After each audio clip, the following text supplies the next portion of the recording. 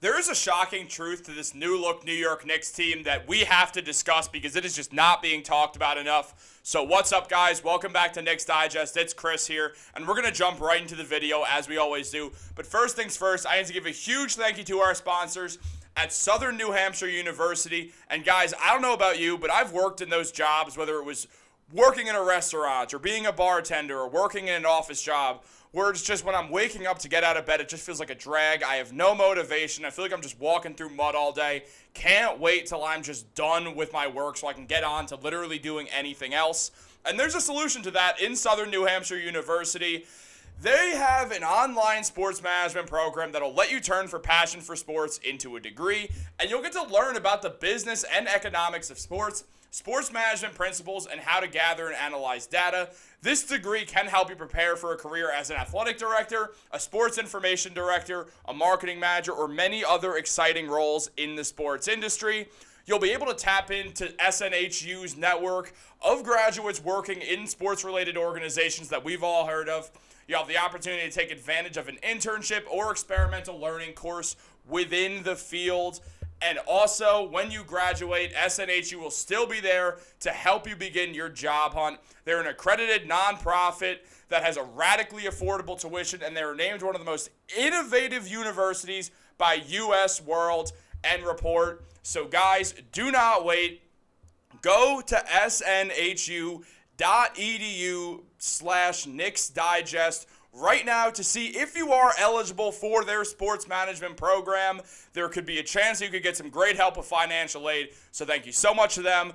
But let's jump into the Knicks news, guys, because the New York Knicks, when you look at this team, when you look at all they've done, which has been a lot of moves, whether it's been trading for Mikal Bridges, bringing back OG Anunoby, or their work in the NBA draft, what we have seen is a team that really wants to win the NBA Finals. And we know that because for the first time in my life, I can confidently say they are true contenders. The New York Knicks have the second best odds, tied with the Denver Nuggets and behind the Boston Celtics, to win the 2025 NBA Finals.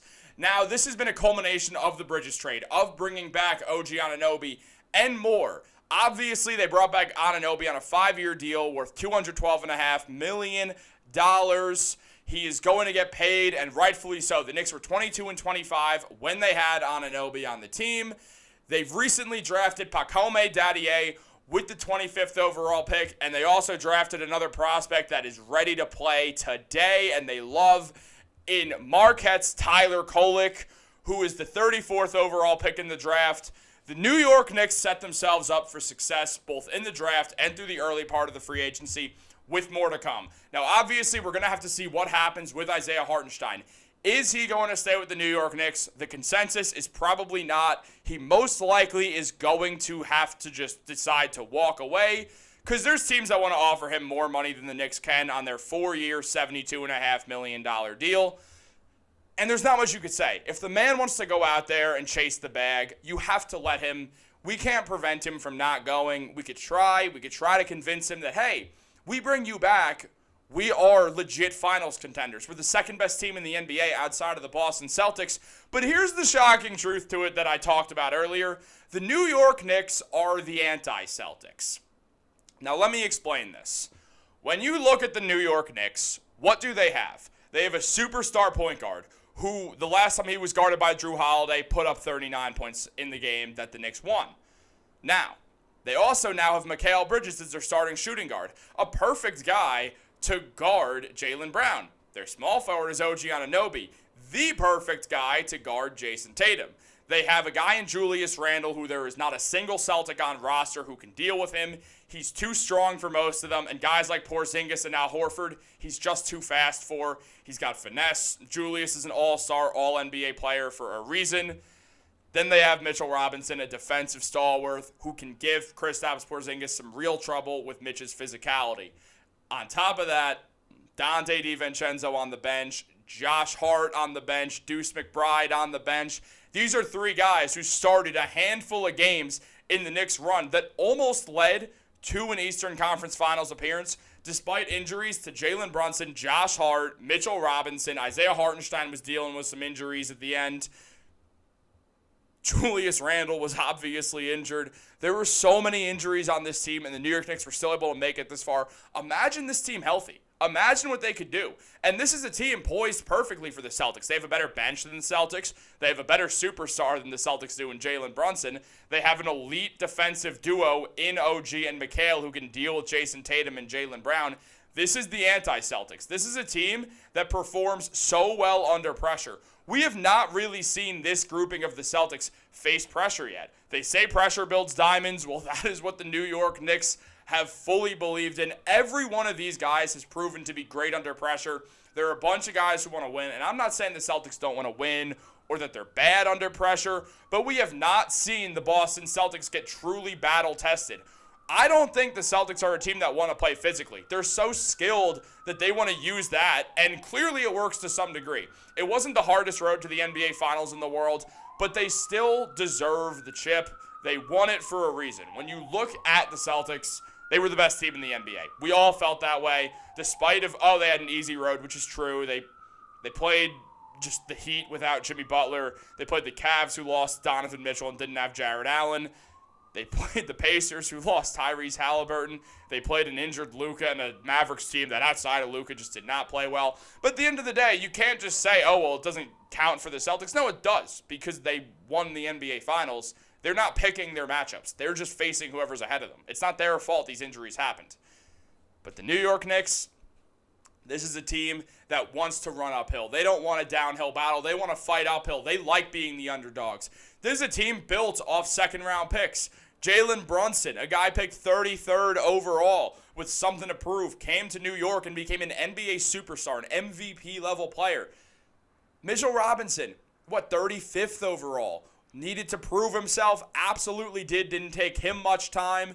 You're also looking at later first-round picks like Dante DiVincenzo, like Josh Hart, neither of whom top 10 picks. OG Anunoby, not a top 10 pick. This is a squad that has almost no guys who were picked in the NBA draft lottery. They love to fight uphill battles. They are an underdog team with an underdog mentality. It's a team that is going to scare the Celtics, and they are built to beat them. And I'm not the only person who believes in that, as you can see right here. According to Tim Legler, the New York Knicks have solidified themselves now as legitimate challenger to the Boston Celtics in the Eastern Conference. And also everyone's favorite insider, Woj, said the Knicks are loading up on wings to match with the NBA champion Boston Celtics.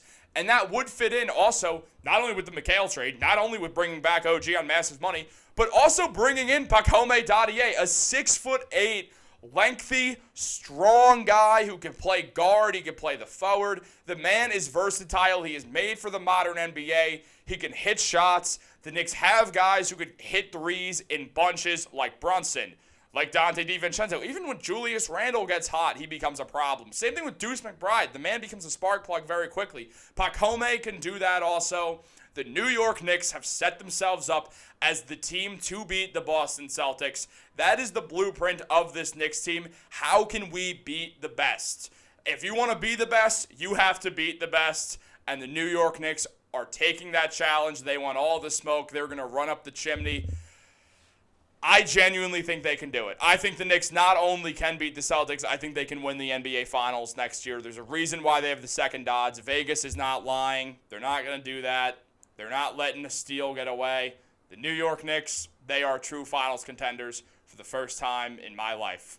Guys, I want to know if you agree with me. Do you think this anti-Celtics thing, is there some truth to that? Because that's kind of what things feel like right now, is they're building a team to beat Boston. I want to hear your thoughts. Let me know in the comments down below. Like this video. Subscribe to Knicks Digest. We got a ton of great content coming this summer. You do not want to miss any of it. So make sure you hit that like button, that subscribe button, turn on post notifications. Have a great day, guys. Go Knicks.